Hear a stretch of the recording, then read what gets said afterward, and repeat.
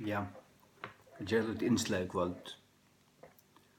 Hugsa jeg tåse om religiøsitet motsatt godsdyrkan. Ta i det og mennesker, ta i det mennesker som vil leva godeliga. Og i middelen annor som kallar seg frelst og frelst. Men ta i det ankur eller ankur som kan skal skjera seg ut, ørvuse, og du sarst og høyrer og vorst at de vilja leggja seg etter å leva godeliga. Så vil de ofta kalla religiøs. Hesten her, han ikke frujur. Jeg finner ikke skått mer skakvannar. Det ikke frujur, trælur og sånn. Du er det ikke for høyt på i tingene. Det er for alvorlig, det blir for tungt, og orsker ikke bæra det, og ditt og datten, jeg orsker vel å bæra det. Sars du, og et religiøst menneske, ta i det religiøsiteter, ta det ikke sånn trygg. Det ikke trygg, religiøsiteter menneska stremban, og i egnar kraft opp til gods. Det religiøsiteter. Tui øyta alla tryggver av gjøreni utan kristendommen øyta religioner. Kristendommen ikke en religion. Faktisk damer man ikke året kristendommer. Tui kristendommer ofta misbrukt, men sier du kristen trygg, eller den kristna tryggven, så det en livande trygg. Ta det sier kristendom, så det alt som går under navnet av å være kristne. Og her en større part som slett ikke kristne. Ikke satt kristne. Men ta det en gudsdyrskande personer, så du en som øyer Gud, øyer Jesus, og lever for han.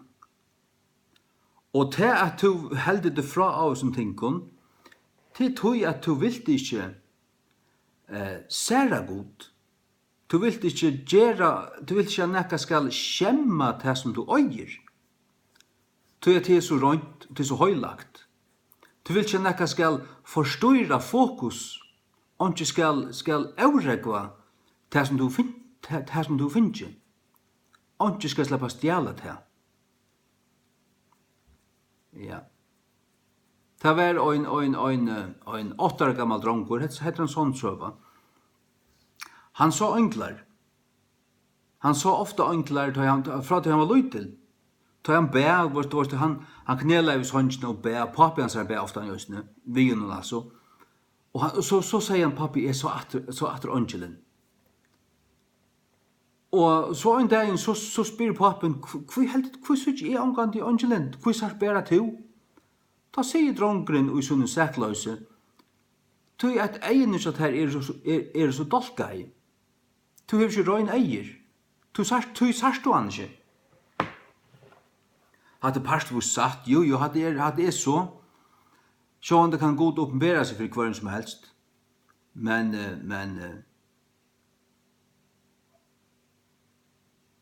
hikker du etter i Bibelen hver så og enklar, så var det utvald råskap. Mamma Samson, Manoa,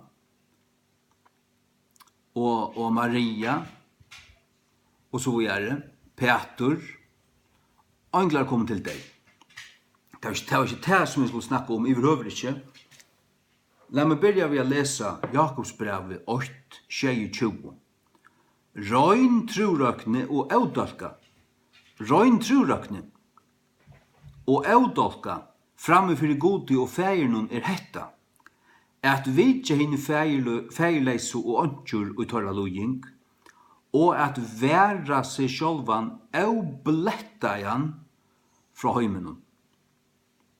Røyn trurøkne og eudolka framme for gode og feiren hetta. At vitja henne feirleise og ønskjur og tørra lojing, og at væra seg sjálvan eublettajan fra heimenon. Væra seg sjálvan, av blettajan, at væra seg sjálvan, så du røynur. Men du vilt varvoida til sjálvan, røynan, du vilt ikke dolkast. Du vilt ikke at hatta skal dolka det, du heldur det ute. Du heldur det ute. Tog at det samsvarer ikke til det som bor ut der. Det akkurat som en magnet, eller tvær magneter som frastøyder hvert annet. Du vil ikke drien at du, hold du vil drien at du. Men hold du gonger ikke etter hold du. Du vil det som anden vil. Eller anden vil det som god vil, men hold du vil sutt, hold du vil ta fallen, vil at den fallende naturen skal ruse opp i der og ta iver. Men her det to som kjenner Jesus, kjenner God, at du velur, og at du har smakka at Herren gaur, og at det blir så dyrabart for deg. Og du valgt, en krossur attan og en krona framman, du fylgjer Jesus, og jeg vendest vi. Du vender ikke vi at du hinner vi natter. Nei, du fylgjer Jesus. Og min erfaring tann at jo mer du skilder fra de tingene som dreier nyer, og bare velur, ta i der og strøy, skal jeg sitte hitje til sjøvnar på kveld, eller skal jeg sitte med å lese Bibelen, eller finne okkur godt video, okkur gau tale og lust etter, hva skal jeg velge? At du så velur, 18 dag og vik, og 18 dag, nei, nu velger jeg velger å mæta min anda. Jeg velger til. Ja. Og du velur, jeg skal lesa i Bibelen kvann det, og jeg skal nira knæ og bya mine bøn, vel og virlig, byrja dagen rett, ta i du gjerst det. Så akkurat som du kommer rett i gang, du setter fokus rett av, du setter kausene av, så først du der en luttland tur, du er så at du frier, og hvert byrjar, så knappt han vedla bønner opp, du bygger fri hæsson, og så er denne bønner som du øyne minne gong der en tur. Og atter om kveld gong der en tur, og så var du ikke avfunnet bygger atter. Og hvis du hokser om det, så du bygger, du har fløyre luttla bønner som du gjør dagen. Og kausen sett, og du har rett fokus, og du leter ikke forstyrre det. Det røgn og avdolka godstyrskan, at væra seg sjálvan av blettajan. Lett ikke heimen bletta det. Hva heimen som skiten? Ja, varst du ikke av tøy?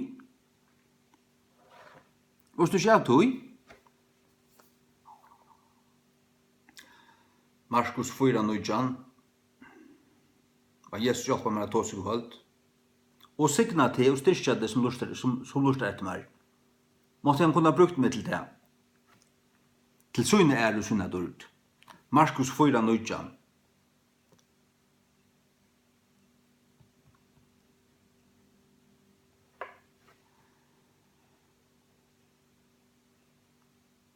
Fra 18. Og her sier det som vil så i mittelen tørna, altså mittelen tørner, slik som høyre året, og storannar av sin heime, og svika full semen av rujidømen, og gyrndinar etter ørontinkun, du får ta gyrnast anna, du misser fokus.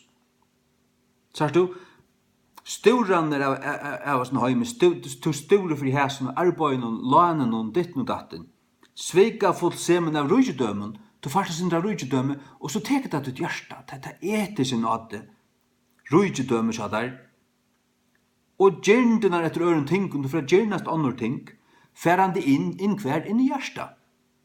Køva åre og ta gjerst avfruktsamt. Slik ting kunne køva åre som er det som du er giten av. Trygg kommer av høyring, og høyring kommer av åre gods. Ja. Og vi er giten av åre nun, for Peter 8:23. Giten av Guds livande værande åre, halleluja. Men til oss det som vi livet av. Og her har vi ikke fokus rett, mæta vi ikke okkar anda dagliga, og andre ting kommer inn og taka iverhånd, så vil året køft, og vi ber ikke frukt. Det er just aufruktsamt. Det må vi passe på. Da kan vi lese 1. Johannes brev. 1. Johannes brev 2, 15-16. Elskje ikkje heimen, og heldur de tingene som ui heimen, om nekra mevor elskje heimen, feiersens kærløyge ikkje ui hånden. Tog at alt som i heimen, kjøtsens list og egnana list og lufsens dramblete, ikkje av feieren, men av heimen. Og heimen gonger under og listhansara, men han og gjer vilja Guds verur æver. Så her det et valg. Men her gjør du ikke vilja Guds som et religiøst menneske, for her vi at vinna nekka tja gode. Nei, det er monerne mittlen religiøsitet og godsdyrskan. Du en som dyrskar god veruliga, så kjenner du han og øyer han, og lever for han og i det daglige. Så du en godsdyrskare.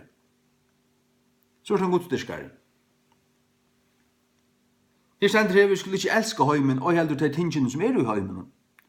Om nekra mevor elsker heimen, feiersens kærløyge ikke i hånden. Hvis du elskar heimen, så feiersens kærløyge ikke ut der. Du måst ikke elske heimen. Til alt som i heimen, kjøtsens list og egnala list og lufsens dramblete, lufsens stoltløyge, dramblete, ikke av feieren, men av heimen. Og heimen gonger under og listhansara, men han og gjer vilja Guds verur æver. Det er et valg. Han og gjer vilja Guds. Ja. Jeg snakker om det før, tar trofast og tænerne, tar fink og høyre at vi kom inn til valsigna av feirmånen, og feir rujtje til i arv som tikkun lea og så videre. Og tar skulle si at vi tar øynans gjørst det som okkun var lea, eller det som doktor gjerra. Tar skulle ikke halda seg hava gjørst nekka avbarst. Tar hadde bare gjørst kvett. Tar røstu seg slett ikke. Men tar hadde gjørst vilja Guds, og i til daglige, og i til øynfalda. Og det som jeg husker om til det at tar vi født av gode, tar Guds ande bor i okkun, så vilja vi ikke dolkast. Det stender i oppenberingen og i brevene til møgnøtene i Sardis, at Jesus sier vi til møgnøtene at du har noen få nøvn ut her som ikke har dolka klægersøyne. Tar skulle genga vi mer i kvitton, til tar til sverdier. Du til sverdier? Eller legg noen ut av dolka til klægetøyne? Hvordan lever du i det daglige? Hva er du hona ui? Hva frøys du iver? Hva bildjes du ut her? Hvis du sarst syndene i heimen og ta frøyet ut hjärsta og ta for å bildjes ut der, så bor det samme som i heimen ut her, så du givet det plass. Ta ikke et øya plass ut der. Du som tryggvande. Vi skulle deia hina jæreskoluter, vi skulle deia okra jæreskollimer og så gjøre. Drepa dør. Ja. Det andalige skal liva i okkon. Og det jæreska, det kjøttlige, det skal dagliga drepast. Ja. Det kjenner en bok som John Bunyan skriver i, Pilgrim's Progress. Jeg øyde han filmen, jeg hukte etter noen tverrferier. Her er det två kristne menn som fer gengande etter han gøtt, og tar skulle nå fram til, tar sutja da tar der byrja, tar sutja en boi her som der skulle til, og til altså himmelen. Ja? Men så ble det frost der av alle møvelen av løgene. Og her i middelen var en frosting som er Vanity Fair. Vanity Fair. Det var stuttløyger og løyker og gløym og glansur til vårt. Det var basarer, det var att glä att äta och spela och clownar och jigglarar och ditten datten. Och tar man ser alltså tar jag hittat till filmen och sucha allt det som det dreier sig om. Det var en frösting och i heimen som en kristen blev fröst av. Och han blev så bjärgar ut tar han i rist så bort ut tar akkurat som han förstod att han är trallbunden, forgant av oss ner, blind av oss, bunden. Hetta slukt må ikke släppa in i møynihøydena. Det som han for 300 åren søgjene forband som heimeren. Det som at heimeren ta, som iverhøver ikke fanns i samfunnet her høylav. Det kan ikke det være kommet inn i møynihøydena, bingo og clownar og jigglarar og rockorkester og splagatjenter og drama og ditten datten underhalt. Og i endalesa banar underhalt. Så fikk han sitte smuilast, eller tid, jeg vil ikke ha lodiast en svansson her. Jeg vil slett ikke ha lodiast til grafennaskapet. Jeg vil ikke støya meg fæt inn i summe såkallet godshuset der, det er dolkaver her. Ting som jeg ikke vil suttje sjøvnvarpen om, vil spilter av her. Jeg finner ikke på, jeg har aldri noe løyvende vil jeg bingo, jeg har omgang spalt Jack, og jeg har omgang til å gjøre det helt. Jeg heter Jack. Jeg har omgang til, jeg har kort penger, og jeg ser pengamaskin, men jeg er med til å spille om penger. Det er ikke rett. Men det er alt gjørst, og tykker jeg godshusen i det, såkallet av godshusen. Det er ikke heimen i Guds hus. Jeg alltid skulle alvorlig for hoksa deg om, ropa deg om gnudge egene, og komma deg undan til trøllbinding. Satan har forbindet deg. Han har trøllbundet deg, forgantet deg. Og det suttja det slett ikke. Spel om pengar, clownar, bingo, jigglarar, Jenter oppi av paddlen og i gamasjebuksen, holdt oppi bruna gil, så gjør det splagat og spenner reiu med der ditten datten. Lattkladdar, du vorst ordentlig at du sart allan formen. Det er simpelthen, det er et karneval. Vorst du kveien til året kjemur karneval? Det er en kjøttlig søyning. Det er en søyning av kjøttet, som ikke kan annet enn øsa kjøttet i fallet, og det gjør det. Det appellerer til kjøttet. I samfunnet tar det høyla og øyda være så, at kjøttet ikke får nekran stimulans. Ongan chans. Til Satan arbeider alltid jokken kjøttet.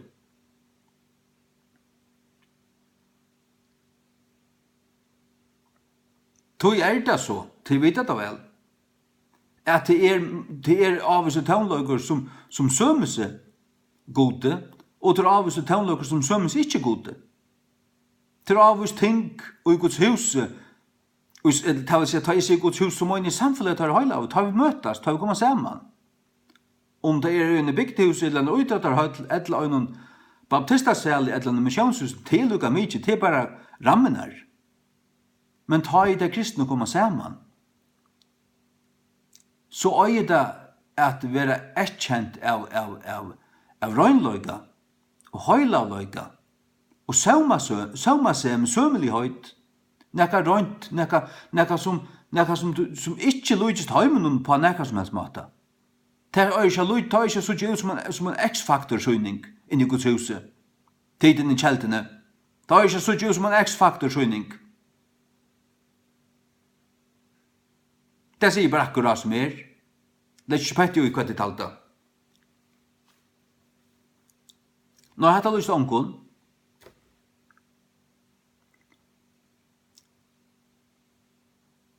Det som man sa och på och som man då det sucha. Och så hända Belgian Pilgrim's Progress som var skriven i 1640 lagsåret. Och han visste det att det här hade varit en satans frosting. Och det har man inte satans frostingar in i Guds hus. Man kan bara säga det av sången att vi lever sannolikt i sørste tog. Og i sørste tog.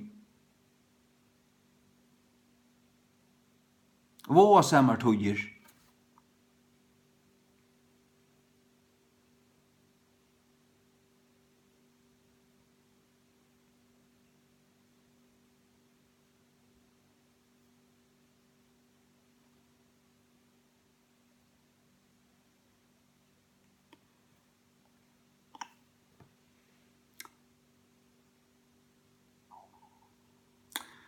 Sånn Timotheus 3 fra 8. Hetta viti òsne, at og i den sørste døven skulle komme våasamar togir. Til at menn skulle være elskarar syns egna skjolds. Elskarar syns egna skjolds, de skulle elska seg sjálv. Det det første tegnet. Og der stender man og lærer til at du skal elska deg sjálvan. Når jeg tar i Bibelen sier at de skulle elska seg sjálv, så det et tegn om sørste tøy og om frafall. Om våasamar tøyer, tar vandi av fer, våasamt merker vandasamt. Tar vandi av fer, tar menneskene spilt. Sannhøysen er tann at ødel elskar seg sjálv. Ta sier Guds ord, ånden er nøkken sin heta så egnan kjøtt. Men han klæger til og fjolka til, nører til, ånden som Kristus også gjør i kyrkjena.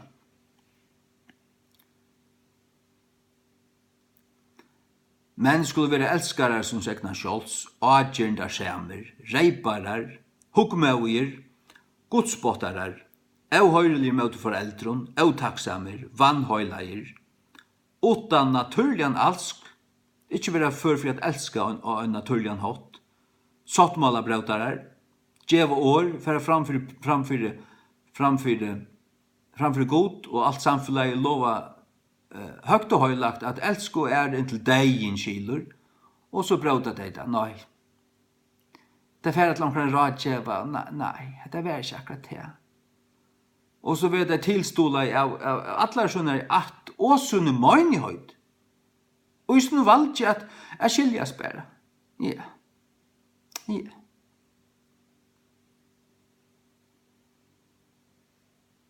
Falskir avkærarar, ausær storligir, herligir, vannvirarar av tøymen som gauir.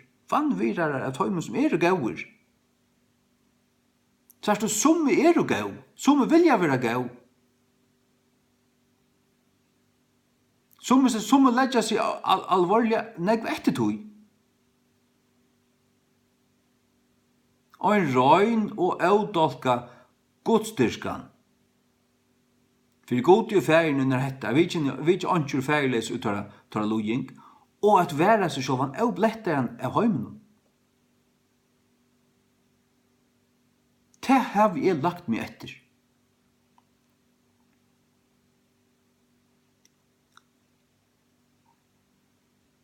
Det ting som jeg ikke kan hitje etter. Det ting, hvis jeg setter meg kvalt hitje sjånvarp, og det kom avvist ting, og jeg føler avvist i andan at dette her var ikke andan som bor i mer, så vil anden i mer at det sløtje, og det gjør jeg. Jeg gjør det her.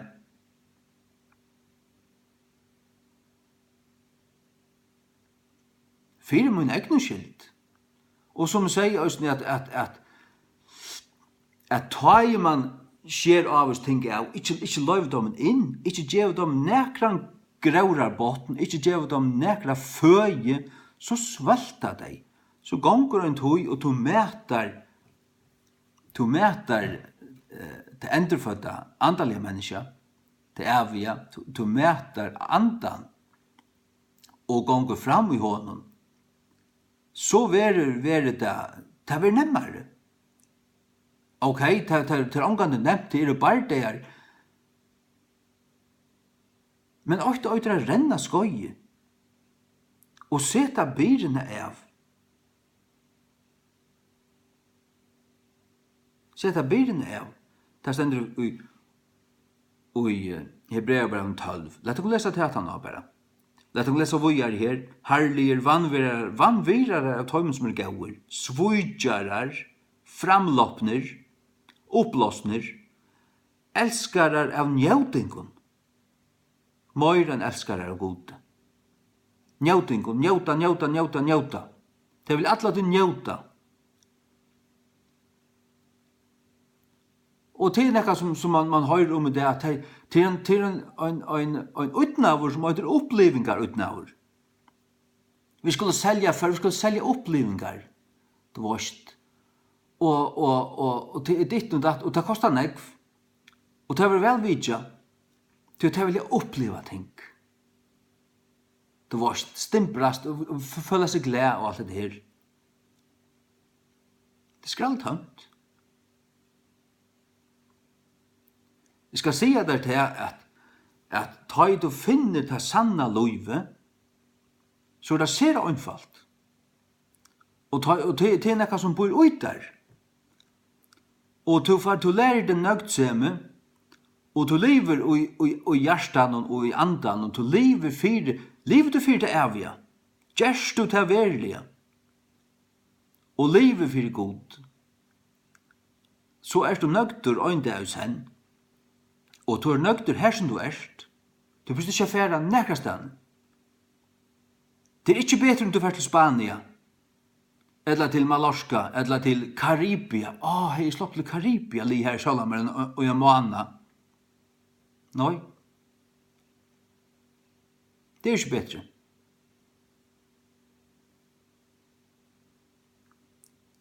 Hever du verilig smakka hvordan gaur god er, og hvordan godt det er at heva han nær, så er hans nærværa og en nærsting, en nærsting fra honom, eller bare at du kjenner han nær. Det må være en nekka. Det må være en nøkkeloppleving. Det må være en nekka som heimeren kan bjøva der. Jeg vet ikke hva heimeren gjør. Jeg har prøvet det. Jeg lever her, og du har haft alt godt, haft ikke mangla nekka. Men ikke åt Jesus nærmere, ikke åt Jesus i røver. Og vi er fullkomlige sorgarbunden. Nyer tyngtur og dæpur. Dagliga dåst. Og egentlig kraftarleisur, løvleisur, deir, livande deir. Men så at oppleva brøytingen etter at falla om en i knø, og kalla hans durdar fotla navn, hans durdar bæra navn, og oppleva hans durdar fotla nærveru.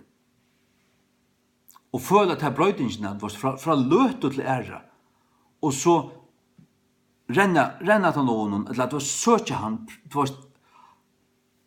her er han atter, han er kommet her, nu er han, jeg akkatla han, og han kom.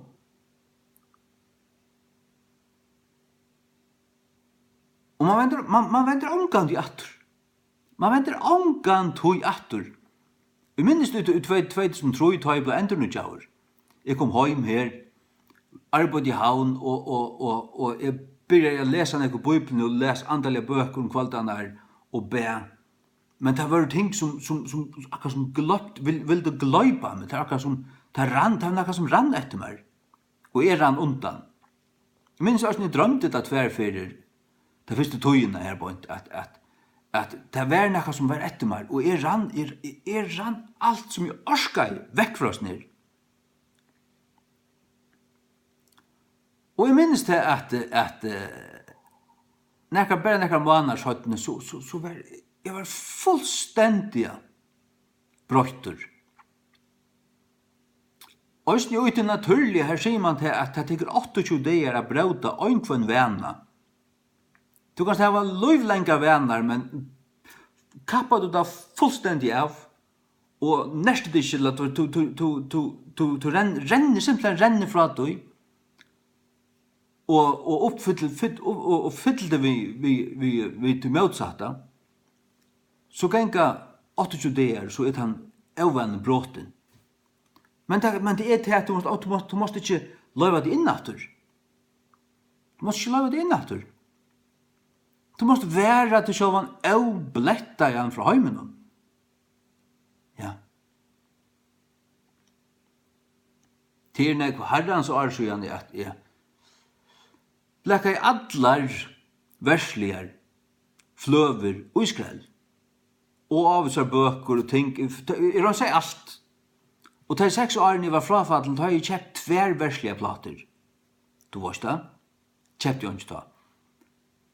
Men da jeg ble endrende gjør, da får jeg øyne vekk. Jeg vil ikke øye det. Og vil ikke øye det. Elskarar av njøtungen møyre enn elskarar av gode. Her var det en form av godelig en form av. Til falskt. Ta det bare en formor av. Og sle av en form, men det tar former. Det er ikke den sanne formeren. Det er ikke det rette skap, det er ikke den rette godelig løgjen. Godliness, godelig løgja. Du varst. Du heldet det tryggere på at du heldet det være godelig, men så er det ikke av sånn. Så er det ikke av sånn. Men avnoktande kraftene av honom. Det avnokta kraftene av godløyga, kraftene og godløyga. Du varst, så her var det ikke sannan godløyga. Så er det bare å skjer til det ser ut som om det kunne være godlig ved kvørst, men slappst du at eggløya deg atlan dagen og en av viko, så har du sett øylig ting, og det privata tjadamon. Tog at jeg livet ikke for gode, men for å være satt av mannen. Og så har det langt finnes denne løn, det får ikke løn fra gode ta. Det er falskt. Og så sier han, fra sløykon vend bostur. Fra sløykon vend bostur. Ja. Jeg har vendt bostur fra såkallaven møgnehøydon, som har gløgg ut i gongene, splagatjenter på paddelen, rockorkester, røykshow, show, enda dessa baner. Og bingo og klovnar og jiklarar og spel og pengaspel. Spel om pengar. Til man gjørst i heimamisjonen sørste 40 årene, da heldur man ikke heldur man være finast ordan. Og innenfor midt i 90 så kom en øyre her av vidjokken her. Og han kom via okken, han var tjokken her i et halvt år. Og han sa, og var vittne til bingo, for misjonshuset, bingo. Han skulle se egen i øynene ta. Han var bløyker, han var fullstendig sjokkeret. Det tryggvande falskjene satt du her og røkte og spalte bingo. For ikke så rydde. Og man ser det slett ikke. Men så er man hamrande blindur. Det er hva man er.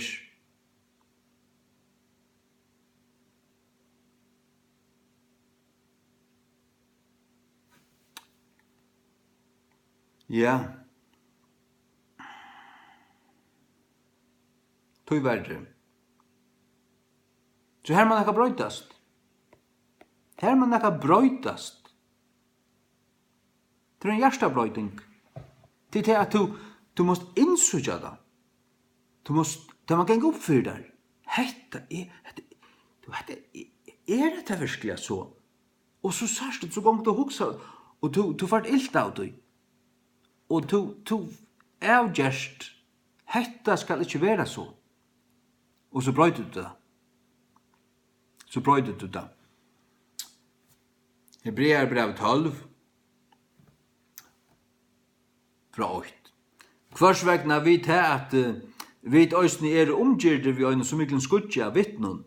Lætum okkur leggja til viks hverja tingt og syndina som så lattlega darvar okkur. Og lætum okkur renna vi tolma og teskoi som frammanfyrir okkur sett. Hidjande til Jesu, upphavsmanns og fullgerara truar okkara, som fyrir ta glede som frammanfyrir honum var sett, uthelt krossen, vannvirande skommina, og sett stur nyer vid høyre håndina av hasete Guds. Halleluja. Læt meg okkur leggja til viks hverja tingt og syndina, få hana fyrirgivna, få hana avvaskaja, og så ikke tekka hana oppatur, ikke få oss vi hana. Tøy hon tingir, det gjer hon, og legg syndina til viks, legg hana av, og læt meg okkur renna. Det var det som vi snakka om, renna undan, og renna atana. Renna atana Jesu. Fylg honom. Og læt meg okkur renna vi tolme og teskoi som frammanfyrir okkur sett. Hetta ikke gjerningskristendømur. Nå, hetta røyn gudstyrka. Hetta det naturliga kristenløyve. Kom, renn smela ved, kom. Renn smela ved. Og hikk til Jesu, ikke til Jesus, men til Jesu, til hansara, til Jesu, til Guds, til Jesu, upphavsmanns og fullgerara, han sier til fullgjørst, du ikke fullførara, men fullgerara. Han hever fullgjørst, sottar gjer. Han upphavsmann vår troar okkara, han gav okkur trunna, han gav okkur seg sjálvan, og han fullgjør det verste. Til fullgjørt at du kommer inn i han så kvult. Men oi tog kvulene, først du liut gjørdar gjerninga, at du får ta litt klare, du skal bare gjøre det her, og du får løn for det. Du gjør ikke det her for her vi er vera nekka, eller vera forkjent, eller her vi vera godsbad. Nei, du er godsbad. Vi trunner Jesus Krist. Og det er det som du er frelst til. Det er løyve som høylaver. Det er løyve som det er iveskott. Det er det som du vilt. Du vilt liva for god. Du vilt heva honom, du vil ikke si beheia. Nei, du vilt heva. Toknast. Du vilt at han skal være at han skal smulast til døgn. Og du vet at han nøgdu vidt i Kristi, du fjaltur i Kristi og alt det. Og Gud ser ikke til, han ser Kristus ut her, og han ser til i Kristi, du fjaltur i honom. Men alt det her, som Kristus har vunnet okkon, det gir okkon i stand. Og tar vi og gjør det stand, tar vi og mest av honom, du vet, han virkelig bor i okkon, så vilja vi det som Gud vil. Han har gjort, man føler det innvendige, altså, det fullstendig gjør det stand. Altså, han har gjort mye stand innvendige, du vet. Og du er fotler takksemme, fotler kraft, og glede, og kærløyga, og alle hans frukten. Og så vil du det som han vil. Så leser du det, og hatter han tokku i, hatter han ikke tokku i, hatter av høymen, og hatter kan ikke elske, jeg elsker det her som var færgens kærløy ikke sjøymer. Så vi løser her i 1. Johannes 2, 15-16. Alt vi skulle lese det etter. Det er så overmiddelig godt, ja. Halleluja. Jeg ble glad på en av veien jeg begynte at lese disse ting, og hukse om disse ting, og snakke om disse ting. Det mæter meg. Tog jeg til året som styrker, til året som vaskar, og som mæter. Tar man leser det, og leter det opp, og sier det som det sier, altså. Fyrsta Johannes brev 2, 15-16 attur. Elski ikkje heimen, og heldur de tingene som ui heimen. Ikkje elska heimen, helst det som ui heimen, ikkje elska det. Om nakra mever elski heimen, færsens kærløg ikkje ui honom. Det vil si at du skal sette din alsk og at det evige. Til alt som i heimen, kjøtsins list, det som holdt vil, egnan list, det som glitrar seg godt ut, Vanity Fair, Tja Christian og i Pilgrim's Progress, det bare en søva, men det tar lyser nok så vel noen ting her. Og Lufsens dramblette, det som øyn med stolter iver fram om en annan, bedre, rykkare, skærer fram ur, klokare, mer lartur, pennare kone enn tu, og sånn akka. Alt humbuk og bras, fjæs, det røyna gass. Gass.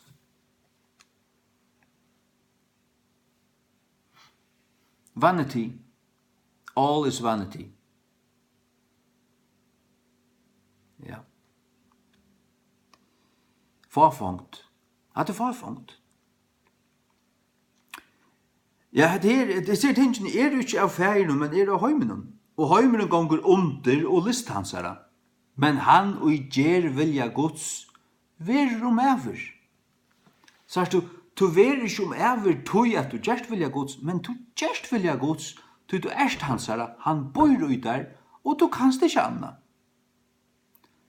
Ja, men gavst du ved at liva og god og fyre god, så varst du langt færre ut her.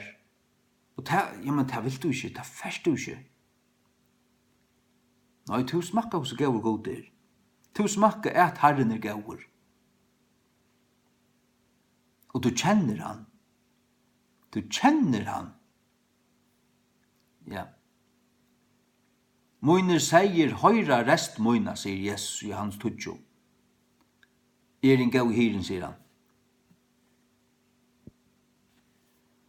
Og man har ofta sett at man kan råpa, andre folk kunne råpa etter en seiafylkje. Han hikker bare, nei, så fyrir han nyr at vi høtt noen og etter vojar. Men kommer øyaren, så skal han lykka gjøre et ljau, så kommer seieren rennande til hans herre. Og tog at han kjenner rødt hans herre.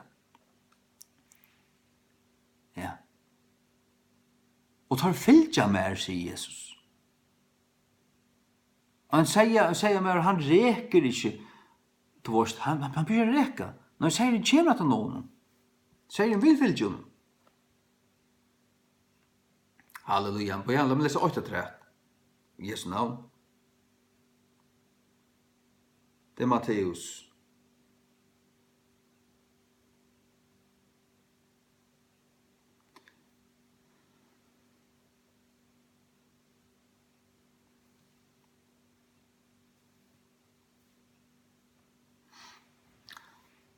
Matteus 6, fra 8.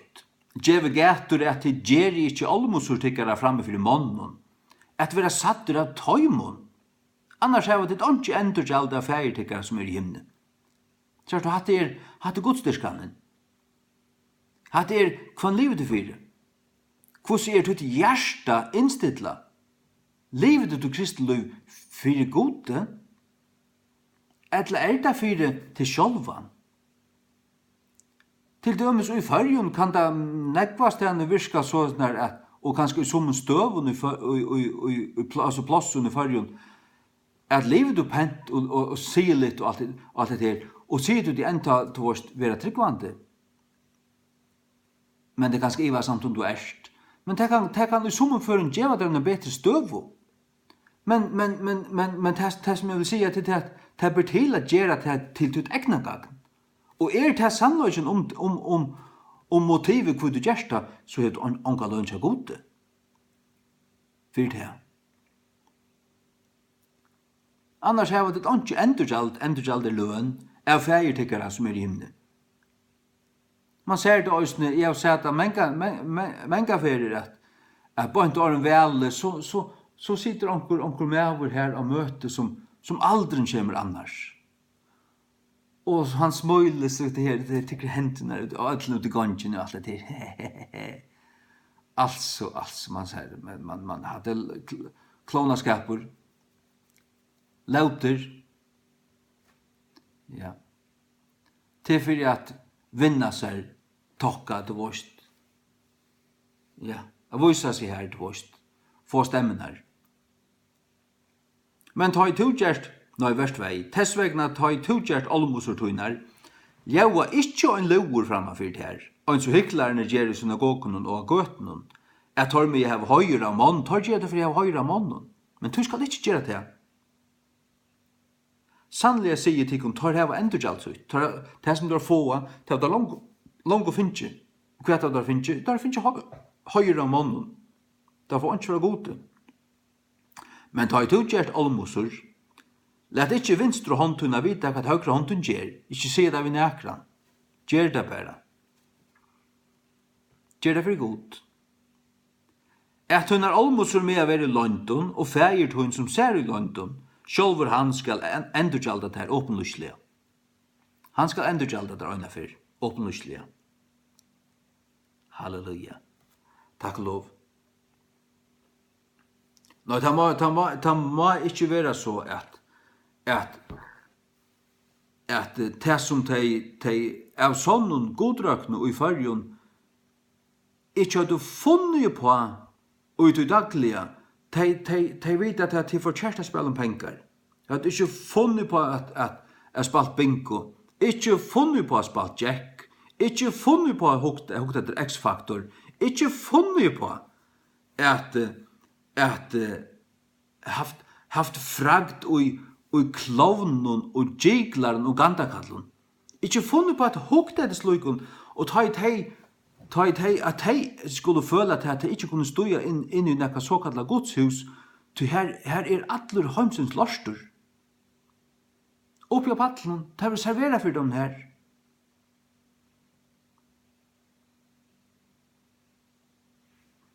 Særst du det som jeg kjenner til fra møten til det at med møte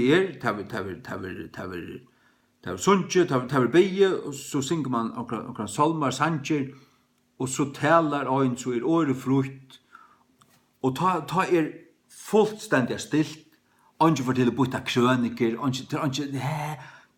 ta det stilt, året taler, anden arbeider, og han skal lave fri til det, og det skal være fullstendig overstyrra.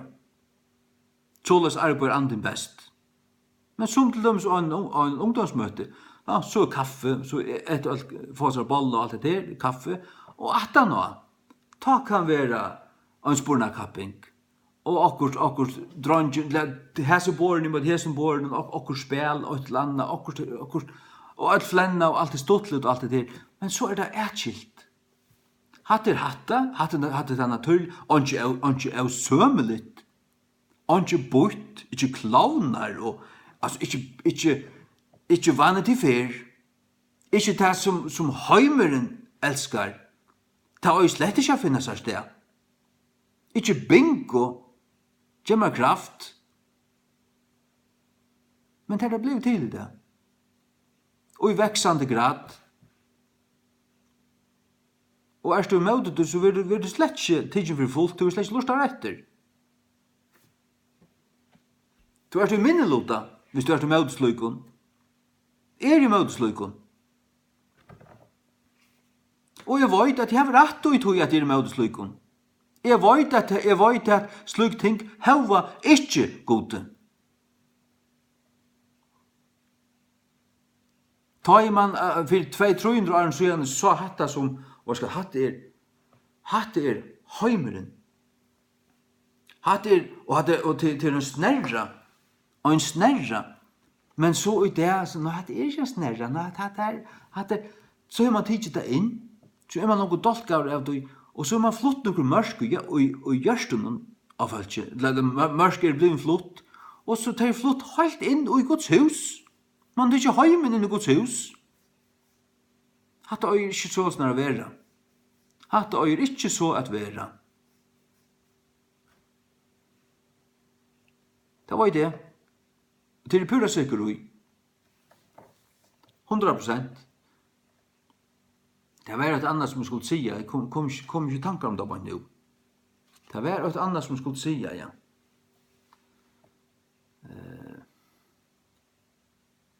Ja, I sluttet nu så kan jag fråga att hvis jag kommer tankar om det. Faktiskt det så, och det säger sig självt att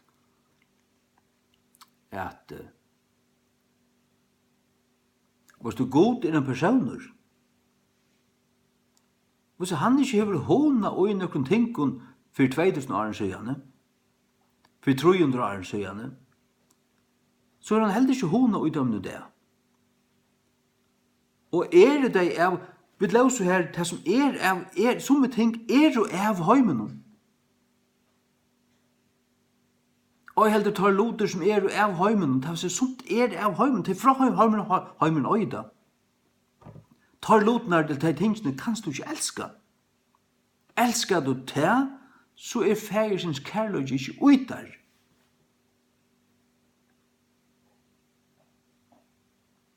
Du kanst ikke elska de tingene. Du måst skilja det fra av sin tingene. Du vet det vel. Jeg vet vel at øyne hvor vet jeg kan lese tingene. Men de døyva sina samvisko og vil ikke lusta. De vilja ikke brauta fra fjaldene. Det problemet. Men vi som kristen, vi øya at venja kom vi til at vi jo ikke av sin heime, og vi skulle ikke være av sin heime. Heimen skal ikke sette sitt merke åkon, han skal ikke neste åkon, han skal ikke diktere åkon og ta aller fjernaste og i nøkken som vi gjør.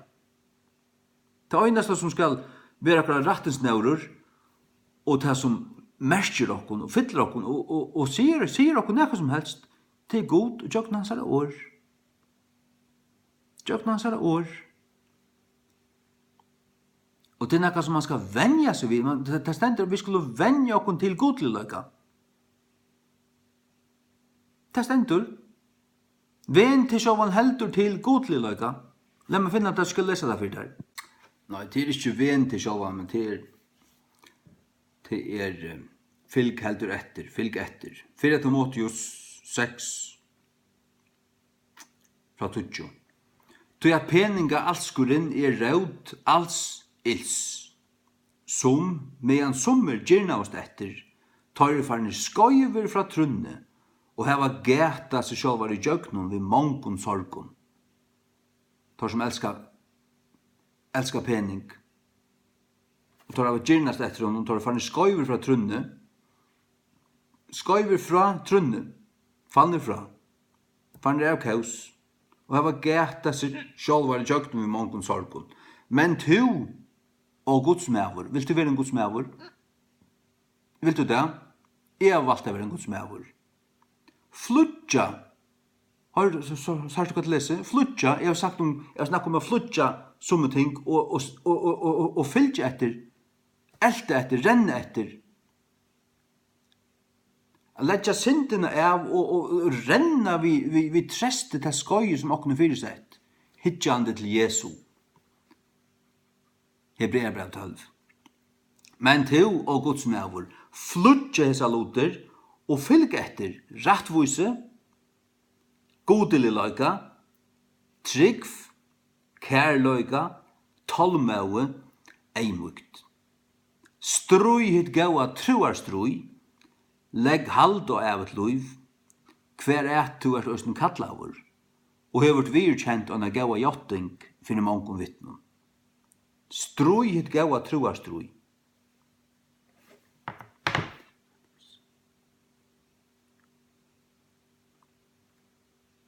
Halleluja. Ja. Takk og lov. Men til og gudsmævur flutja hesa loter, til nummer 8. Du skal flutja. Og ta du flutja, så skal du fylgja etter rattvise, godleløyga, trygg, kærløyga, tolmøve, eimugt. Her skjer ting til sammans. Her skjer ting. Du gjerst 8, du flutja, du noktar djevelen og alla gjerningar hans og alla epur hans, så vender du der vi, og I trygg vi av god feir. Akkurat som prestene sier i kyrkene.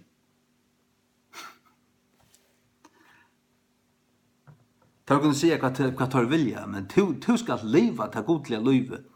Leva kristen livet ut i dagliga. Og det at du flytjar, du sier noen ting fra, du frasider noen ting, men det bare byrjanen. Sars du, inntil du frasider de tingene, så fytler de det, og de øya plass ut der. Det som det som vi snakker om, da jeg byrja i, jeg renner undan i 2003, jeg rann, altså 100%. Jeg svelta i meg fra sjønvarpet i flere år. Og så ble det en sjønvarp, jeg hater sjønvarp. Jeg vil ikke ha det innatur. Du minnes hvordan det var bare kvöld, at han har kvöld til lost her og hukte etter ångon. Ta mæta det ikke en døyd, ta gav der ønske, ta skralltømt. Det vil ikke komme ut etter. Liv og åra, bæra for arbeid og ikke sjønvarp, ångan til etter. Du måste velja det her. Og så gjør det. Og så gjør det. Nei, jeg vil bruke mitt liv til andre ting. Jeg vil styrke meg andal, ja. Jeg vil gjøre ting som ommona for Guds rydde. Ikke bare... Og så begynner du først ut under bygd. Du kjøper der en traktat, du kører traktater, trutja for alle traktatene, alle postkassene ut under bygd. Ta ødler for å sove, så først du ikke, du måste ut, og så gonger du, ta i 3 kvarter i livet, så du vil alle bygdene rundt. Så gjørst du til, og så først du vujar ut, når jeg må tekka neste bygd. Og så det var det så du gjørst alle øytene. Og så først du må, så du gjørst alle landet i denne planen. Nå, så må jeg takk andre land vi i øyne. Og så vujar det. Tog at du frasidar, og så setter du fokus. Tu og Guds mævur. Du en Guds mævur? Vil du være det av navnet, eller vil du være det av gavnet, som han sier av domskon? Vil du være det tvørst og jøgn? Ikke bare øydas for å være det, men være det virkelig. Og bæra fruktene av det. Som vi løser her i Marskos 4:19. Ting kommer inn og køva året og ta gjerst avfruktsamt. Storane, rujtjedømme og stuttløyge, andre ting som kommer inn, andre ting kommer inn. Inn hver? Inn her?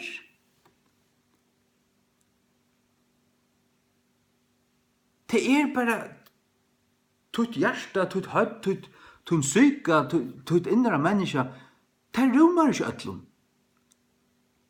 Jeg pleier å si det vi tar her som jeg arbeider, at altså, du vet, jeg klarer nekv, men jeg klarer bare ikke sen. Altså, kan du ikke gjøre hatt?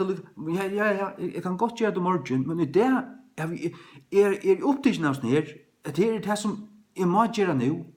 Da jeg lever i hetta, så kan jeg gjøre hva som helst annet.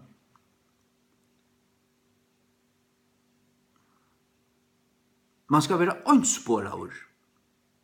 Bare, altså, huksa bøyn fram, ønspåraver, fokuseraver. Det er hva man skal være. Som Guds bad, som Guds mæver. Man skal flytja av oss ting, og fylgja etter rattvise, godliløyga, trygg, kærløyga, tolme og eimuk. Her 6 ting. God gjør oss ikke oppenberingar og ting og i 6. Nei, her visselig skjei. Ja, hva det så det kjenta? Jo, det det første du måste gjøre. Du måste kappa av oss ting av og flytja fra dem. Vend om fra dem. Tog det første. Det første stig. Men ikke før du først fylgja etter at du som godleker for deg, eller setter framfor deg, rattvise, godløyga, trygg, kærløyga, tolme og eimukt, og strøyet gaua troarstrøy, legg halt og, det vil si grupom, legg halt og av et liv, hver du hos den kattlavur, og vi kjent hana gaua jotting framfor mange vittnen. Jeg må hoppa til brevet av 12 attor. Tog jeg ta hanker sammen ved sånn her.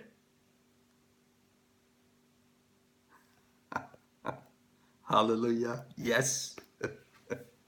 Kvarsvegna, vi tar at vi da er omgjørte vi har så mykje skutje av vittnen. Lett om å legge til viks hver jeg tenkt. Ikke lett han ikke tenke det. Storan er av sin heim. Ikke storan for sin heim. Her er han ikke her. Her er han ikke av nøkrosleie. Lett han bæra færa. Ikke hos om det. Jo, altså, djev du Anna. Djev arbeidnen tjatar. Ta tog du erst i arbeid. Og så tar du kom fra at du ikke hos om det var. Tjup! Glem det. Liv så for akkurat anna. Og hva det skal være? Ja, men sjálvan skal det være for Jesus. Læs at Leviks hver jeg tenkt, og syndina som så lattelige darvar, hon darvar okkur, tinger, for akkurat snav og falla og sånn. Og let dem okkur renna. Vi tolme ut her skoj som frammanfyr okkur sett. Du var flutja fra og fylga etter. Læs ut her, 17 Timotheus 6. Og her sender, vi skal renna til skoj som framfor okkur sett. Hitjande til Jesu, opphavsmanns og fullgjørere troar okkara. Nå er det 8 som vi skulle lese trett. Det er Korint.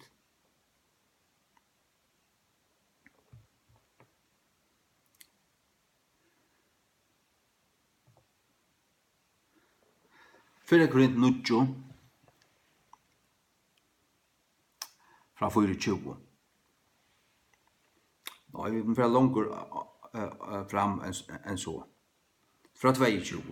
Paulus sier, «Fyrir tøyme vøykur gjørdest jeg ønso vøykur, at jeg måtte vinna hinnar vøyku.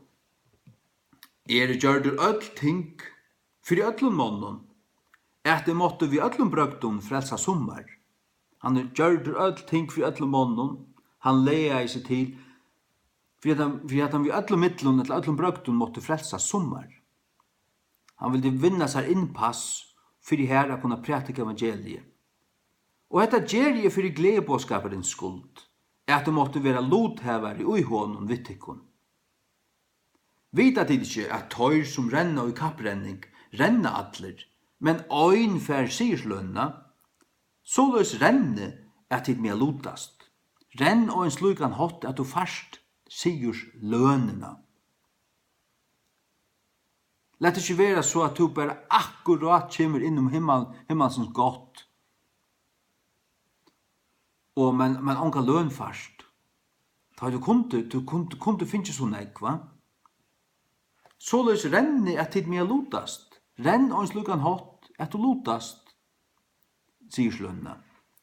Og hver en mævur som kjempar fyrir møstaraskapen er frahaltande.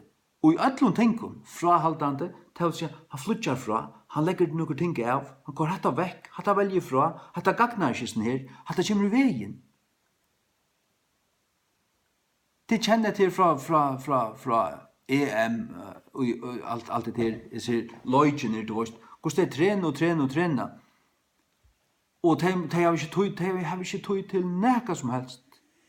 De er fra klokkan 5 om morgenen, så færer de opp og etter trutja bananer og svimja og ditten datten, du vet, og havragrøyn og yoghurt og ditten datten.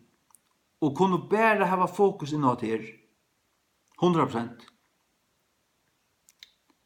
Hver en mæver som kjempar for mostarskapen er frahaltande i öll tingun. Han kan ikke alt. Han heldt seg fra nekon tingun. Han sier, han tåsar om dette, ikke bare som seg sjálvan, men som fyrir okkun. Öll tei og i Korint, tog østen til okkun.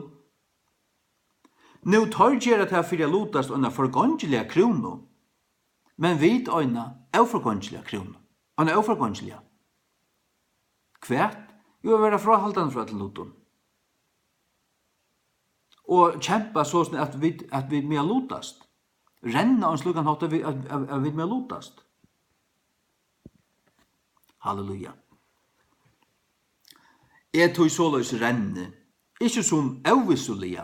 Han renner ikke på må og få, som vi ofta sier. Han renner ikke auvissulige. Han vet akkurat hva han gjør. Han fullt avklar av det. Leter ikke forstyrre seg. Og jeg har opplevd at det øyelig ting som vil jeg forstyrre meg. Telteposter, knappt Arne skulle gjøre til i kveld, som alle mulige snet i telteposter, atter. Det bare til å gjøre for tre. Så får jeg lykka bort fra, bygge en løte, bygge tungen, så ikke holde i andan, og så gjør han meg akkurat, du skal gjøre så. Svære på handamaten, og så kom jeg ut jøgnen, vi fullkomne frie. Avvirskaver, fullstendig avvirskaver, tog at jeg søkte Herren ut. Ikke som avviselige, så løs berges det, ikke som øyn som slær ut tømma luft. Han slær ikke bare tømma luft, så det ikke gagnar. Nei, han fer etter, han fer mivvist etter, jeg fer til hæsabygdena. Jeg fer her til, her fer jeg pratika, her fer jeg bære ut Guds ord. Jeg har hørt fra Gode, han har sagt meg akkurat hva jeg skal gjøre, og til det som jeg fer å gjøre, jeg gjør ikke annet. Folk kommer og sier, til å være en profetisk rastevne her, kjenner ikke vi her? Kjenner ikke vi? Det er veldig at han vil her, og så her. Nei. Har du hørt hese lærerne? Har du lyst etter sånn her? Fortell meg lukka hva det er, så hører du. Det er en falsk lærer. Ja, men vil ikke lyst etter lukka vel? Jeg vil ikke høre et år som en falsk lærer har å si. Fær vekk vi er sånn. Fær vekk, vi er så tøytla der. Så kommer du her til. Og her har du det best. Du leter han ikke forstyrre det. Leter han ikke avregge det. Du varst sannløygan. Sannløygan er ikke 8 dag til andre morgen. Men jeg halte under mot likam. Han halte det under, han kuar sitt likam. I keep under my body. Jeg halte under mot likam og fører det inn i undergjønne. Han kuar sitt likam. Det er kjøttet. Driften og alt det. Han kuar det. At ikke vi nøkken brøktum, ta jeg har prætka for i øren, jeg sjálfur skulle være en borstuvisingur. Han skulle være bustur, vrekaver, etter at han har prætka for i øren. Tu måtte han dagliga kua sitt likam, og føre det inn i undergivne, og velja.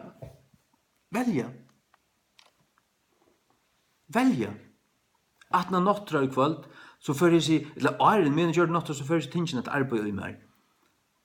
Og ta arbeid i meg, men gjør det nottra, så var ivrig til vårt. Og så narskar klokkan 6, så hoksa jeg, skal tenda sjøvnlarpen. Har jeg andre sier nei? Tog at, hikk du nu sjøvnlarpen, så vil det forstyrre det som god vil det. Så at jeg akta i det. Og tog man så på papur og skriva i 9 vers og ting som kommer til mun, og be og være stidler, lett ikke forstyrre meg. Til god vil det at jeg skulle gjøre et innslag i kveld. Hatt det til at jeg velger. Når jeg velger det her, det skal ikke komme inn og forstyrre meg. Det skal ikke gjøre meg for det. Det er noe høylagt. Hette det som god vil, og jeg vil det som god vil. Jeg vil det som god vil. Det vil jeg. Hva vil du? Jeg tok om det enn. Du begynner å hugsa om det enn? Jeg hugsa det så det første kjøkken, og takk han en ny støv. Og kom til en ny støv, men du fast ikke kraft til det, utan du som jeg fløy fra sagt i kveld, at du smakkar Herren. At du til så ble det religiøsiteter. Det nevnte jeg religiøsiteter motvis godstyrskan. Godstyrskan, sann og røyn godstyrskan er hetta. For god og feiren, at vi ikke, til å gjøre ting som ånden ser. Vi ikke ånden til feirleis og uttara lojing, og at være seg selv avbletta igjen av heimen. Nei, heimen slipper ikke dalka med. Ikke en gangen i kjeltene. Ikke så vel.